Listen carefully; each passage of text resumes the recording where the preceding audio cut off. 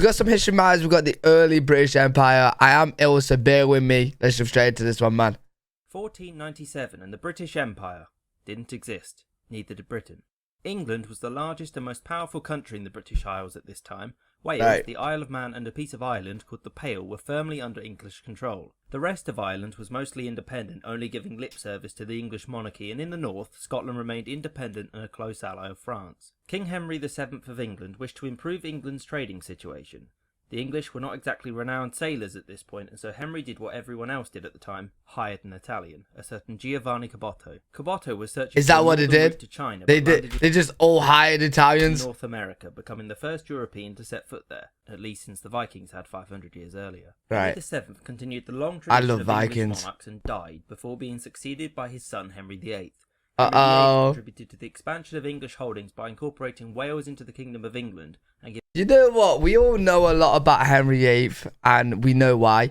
But I kind of want to know about, like, it might tell us here now, but what Henry VIII actually did as a king, other than just his wife's situation. giving it representation in Parliament. In 1534, Henry split with Rome, creating the Church of England, which would begin the religious divide between England and Ireland. 8 years later, he had himself declared the King of Ireland, although in reality this didn't change very much. Henry was succeeded by Edward, and shortly after that came Queen Mary I. Oh, was that for Henry VIII? King Philip II of Spain. One important part of Mary's rule was the beginning of the Irish plantations, which saw lands belonging to Irish lords confiscated and given to the English for settlement. Mary and Philippe never had children, and so after Mary's death in 1558, the crown passed to her sister Elizabeth because the English Parliament made sure Philippe was ineligible. Elizabeth was a devout Protestant Elizabeth and first. reinstated many of her father's laws which punished Catholics, much to the anger of Philippe, who saw himself as the defender of Catholicism. Spain held the Netherlands at this point and the northern I'm not gonna lie. I thought Henry VIII was after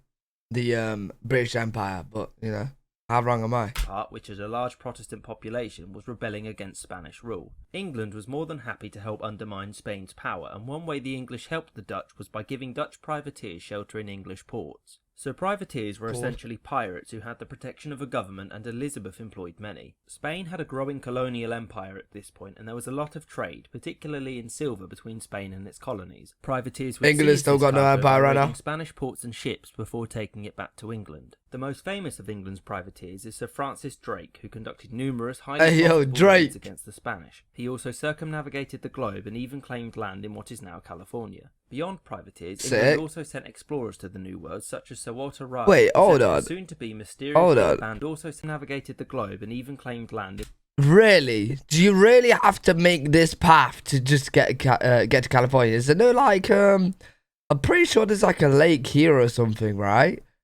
Nah, you gotta go all the way. That's mad. Now California. That's mad. Beyond privateers, England also sent explorers to the New World, such as Sir Walter Raleigh, who set up a soon-to-be mysteriously abandoned colony at Roanoke Island in North America. Elizabeth also continued the Irish plantations to shore up the English position there. Exploration and colonisation at this time was almost always reliant on royal patronage in order to get funded. English-Spanish relations were not improved by England's moves across the Atlantic, since Spain claimed nearly all of the New World, and also losing silver was presumably not much fun for Philippe either. Relations worsened when Portugal, England's oldest ally, had a succession crisis which saw Philippe crowned its king. The final straw for Philippe was when Elizabeth had Mary, the Queen of Scots, beheaded in 1587. Oh, The shit. reasons for this are complex, but it was essentially because Elizabeh did not want Scotland returning to Catholicism. So Philippe, now pretty fed up, ordered the creation of an armada which was to sail to the Netherlands before invading England. When the armada reached England, several skirmishes occurred, the most famous being the Battle of the Gravelines, where an English victory forced the Spanish fleet to sail around the British Isles in order to return to Spain. What the Storms, fuck? lack of food and disease killed thousands on the return journey, and this... Wait, how? Is that because like England had this like locked off? Return to Spain. Storms, a lack of food and disease killed thousands on the return journey, and this failure pretty much bankrupted Spain. The next year, England chose to counterattack and launched the English Armada under the command of Sir Francis Drake. The goals of the Armada were to destroy the remaining Spanish ships, stir revolt in Portugal, and intercept any Spanish silver. So, the English Armada was a complete failure and cost the lives of thousands of English sailors and was very expensive. It did, however, guarantee that England would remain independent. Towards the end of her reign, Elizabeth made one last contribution to the empire and founded the East India Company, which was given a monopoly on trade with India. Elizabeth died childless in 1603 and was succeeded by James VI of Scotland, who was crowned James I of England. James's early reign saw the end of the war with Spain and was marked by several attempts to kill him, most notably... Wait. If England is not the UK right now, right? How on earth is a Scottish king becoming King of England? How is that happening? The Gunpowder Plot. James contributed to the empire by sponsoring colonial ventures. He sponsored another wave of plantations in Ireland, most notably the Ulster plantation, which contained many Scottish settlers alongside English ones. James also oversaw the first permanent English settlement in the Americas, the colony at Jamestown. Next was Bermuda, followed by Plymouth, which was famously founded by the Puritans who arrived on the Mayflower. So Jamestown was founded by the Virginia Company of London. He really named after himself. Shareholders a profit. You know what, to be fair, you know, if I was king, I would literally name everything after me. Lewistown, Lewisham, Lewisham, Lewisham Town. Like, there'll be so many Lewises, bro. The colony was famously so many led by says. John Smith, who maintained good relations with the Native Americans. Smith was forced to return to England after being injured in a gunpowder explosion, and for a time, relations between the English and the natives remained peaceful. These good relations wouldn't last, and soon the English and natives were fighting, and after several wars, the English managed to push the natives out of the area. In order to grow the cash crops on which the colony relied, indentured servants were imported. In this context, indentured servants were people who sold themselves into a form of servitude for a period in order to pay for their voyage to the New World. Indentured servants were soon replaced with slaves from Africa, since there was no obligation to free them and they were easier to obtain. Indian raids against the colony and rebellions against neglectful rule made it very difficult to make a profit, and the colony was turned over to the English crown. There were many reasons for colonial expansion. There was a strong desire to proselytize and convert the natives of the New World, which many believed would civilize them. Some undertook extremely expensive voyages of discovery, but the most common reason was money. Spain and Portugal had... It's actually mad because, like, we seem so small. Like, England is small, right, on the map and, like, just, you know, in terms of everything, really. But it's actually mad that soon to come, England will pretty much have half the fucking world. Wealth trading with their colonies. It's actually mad. England didn't need much convincing. Cash crops such as tobacco and sugar were extremely profitable, and even more money could be made on the return voyages via the sale of slaves to the New World, the Atlantic Triangle as it's known. Another reason was security. The money from trade, as well as large overseas populations loyal to the crown, provided extra manpower and money for wars. To support the slave trade, England established forts along the coast of Africa from which they operated, trading goods for gold, ivory and people. Slaves from Africa were also much easier to obtain than the indentured servants which came from England, Ireland or Scotland. This was because of the numerous major upheavals across the British Isles, such as the English Civil War, which saw the British Isles briefly become a republic under Oliver Cromwell. The Irish capitalised on a weak... Holy shit, so much is going on, to be honest. Rule. Cromwell brutally and swiftly put down these rebellions. It's actually mad how, like, we know all of this. You know what I mean? Like, this happened so long ago, and we know all. It's actually cool. Seized huge chunks of land and gave it to his veterans. During the Civil War, the colonies generally sided with the monarchy, leading the English Commonwealth to blockade some of them.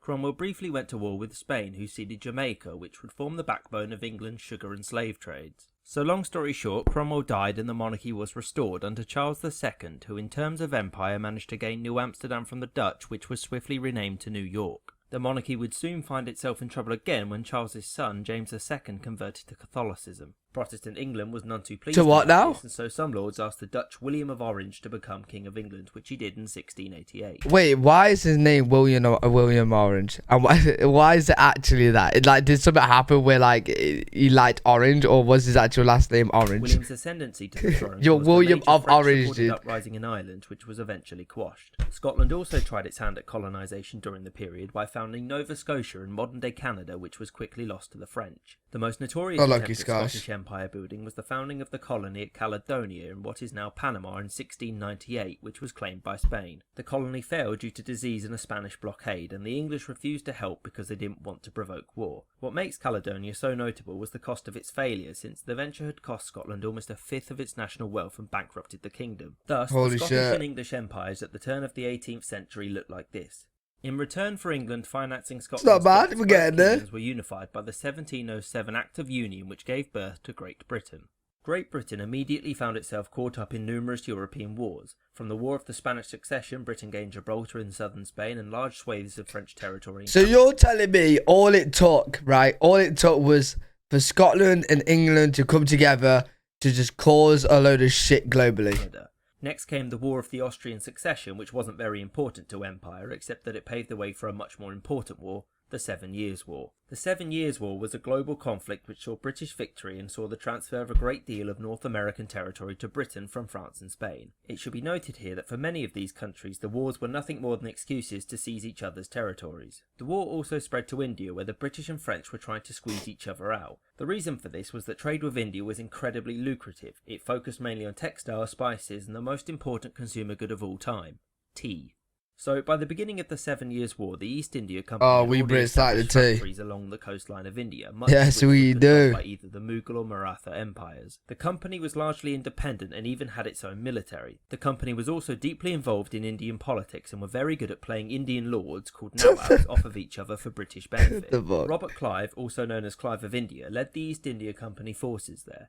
The British won a decisive victory against the Indians at the Battle of Plassey, mostly due to some double dealing. After defeating the French, the Dutch, and later the Mughals, British territory in India looked like this. Bengal was particularly important since it had a taxable population twice the size of Britain. After the wars, the company began to levy heavy taxes against... Wait, it don't seem like they go into much wars for these places. They're kind of just getting them, kind of. The locals, and Bengal quickly became an extremely important revenue stream for Britain. Robert Clive was for a short period the governor of Bengal, and one of his policies was to force local farmers to grow opium for export to China instead of food, which meant that whenever crops failed, large numbers of Bengali people starved. Britain's colonial successes in India were contrasted by its failings in North America. The number of soldiers, tax disputes, and lack of representation in the British Parliament led the 13 colonies to declare their independence. The Americans were led by General George Washington, who would later become the first president of the United States of America. Britain at first was able to win some major victories, but after years of attrition, alongside the French and Spanish aiding the Americans, the British accepted American independence and lost all of this territory.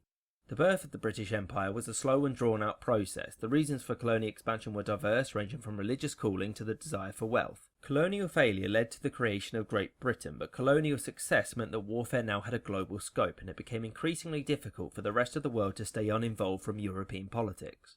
I hope you enjoyed this video and thank you for watching. Actually, really interesting. There is a late British Empire one, which I definitely need to watch as well. But really interesting video. Hopefully you guys did enjoy it. If you did, make sure you leave a thumbs up, subscribe. If you guys have any videos that you want me to check out, link them down in the comment section below, and I'll see you all in the next video.